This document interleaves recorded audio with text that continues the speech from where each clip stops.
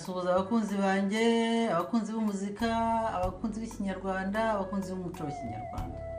Ndasuhuza inshuti zanjye n'abavandimwe ntumira kugira ngo muzaze dutaramane ku tariki 20 y'uku kwezi muri Serena saa 12. Ariko kikazaba ari igitaramo kitari cya kindi cyo kuzamuka harya hejuru, giteranye rwose nk'igitaramo cya kinyarwanda. Ubwo ndakurikiza ibyo umubyeyi wanjye yakoze kuva navuka, kuko twajyaga dukora ibintu twabitaga Cecilia, twari w'abaririmbyi bisi yose. Ubwo nicyo kintu kimwe, noneho bikaba binavuga imyaka 70 maze y'amavuko. Tukicara tukaririmba ye, tugatarama ye, tukabyina ye, tugacya. Nibyo nta kindi, umuntu wese tugasabana indirimbo, tugakumbuza izindi.